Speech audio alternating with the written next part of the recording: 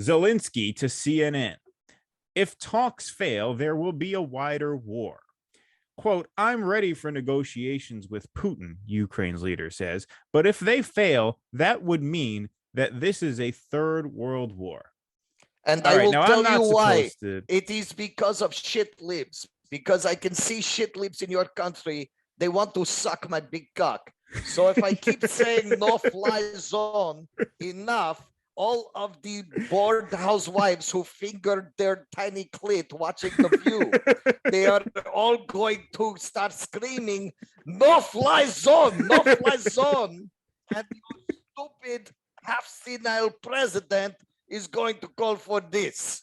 This is why I say it is going to be wider war, because of your horny shit lip housewife freaking themselves in the afternoon to Whoopi Goldberg idiots. Well, I think The View's on at 10 a.m. actually, so it would be in the late morning. But I think everything else you said there was fairly accurate.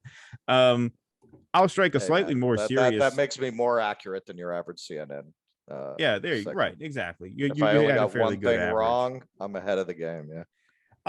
I'll say something that I don't know. I mean, maybe people are starting to think this, and I haven't heard anyone say this before, but I'll just say, who the fuck is this guy? And who the fuck, I'm sorry, is Ukraine to be dictating to the world when we're going to war? There's like Mr. Bean says he wants a no-fly zone. So I mean, who the fuck are you, man? A no-fly zone. Basil Fawlty wants a no-fly zone.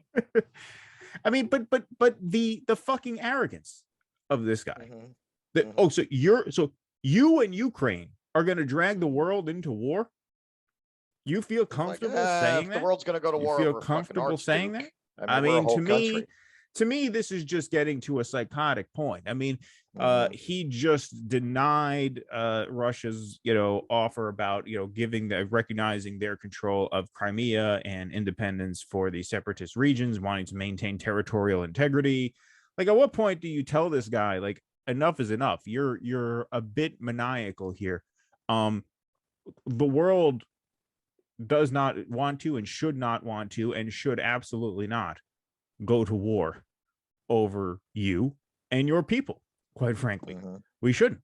You should negotiate a peaceful solution so that if you are a responsible leader in his position, leading a country of his size and his proximity to a nuclear superpower would do, is come to the negotiating table to work out a deal to prevent himself and his people from getting slaughtered. There was a piece that I wrote in conjunction with our last podcast, and one of the cool things about doing these live shows is we kind of get to talk back to some of the feedbackers, to some of the audiences who have sort of chimed in on our stuff. And on some of the forums we posted, like, it was funny, like in one of the Dem Exit forums that we posted it on, somebody accused me of being a Trumper and then said, like, you're defending whatever. I didn't know Trumpists were in this group or something like that. I said, listen, it's nothing to do with being a Trumper. I just said, I pretty much laid out the case, which I said in our last episode, that basically the, powers that be in this country, major figures in both major parties have been provoking Russia into a conflict since 2014. And then when Trump won, that kind of threw a wrench into their whole plan for a while. In 2016, Lindsey Graham said 2017 was going to be a year of offense. That was after Trump won. He said, we're going to go back to Washington and make the case against Russia. And then John McCain said that same night, we think you will win, and we're going to provide you with whatever you need in order to win. That's an openly provocative statement just before Trump took office. And they couldn't get Trump to take that posture on Russia, Ukraine. But now look, a year into Biden's first term, here we are. Now that was a factual timeline I laid out, and every fact in that article was completely sourced. So I asked the guy, and I normally never engage people on Facebook and stuff. I said, point to one factual claim in that piece that was wrong, and he couldn't. He said there are no factual claims. This is all just your perspective on things. I said no. The things underlined and the blue highlighted, those are factual claims that if you click the link, it gives the source for those claims. No answer. And so, you know, I mean, look, the point is that whether you call it, like, I'm not afraid at this point. Like, if you want to call me a Trumper, I'm really not afraid of being called that. I'm not that. I know I'm not that.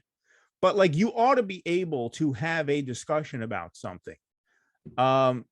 Just pointing out the facts. By the liberal media's own admission, this would not have happened under Trump. And one of the other pieces of feedback that we got is that the piece that I wrote was sort of self-contradictory, because it did establish that Trump was friendlier to Russia than perhaps he should have been, right? But my point is, yes, like, having a president that is more accommodating to a nuclear superpower can go a long way in avoiding the kind of situation that we're in right now with a president who's more hostile to that superpower. That's the whole point. I'm not denying that Putin was friendlier to Russia than Biden.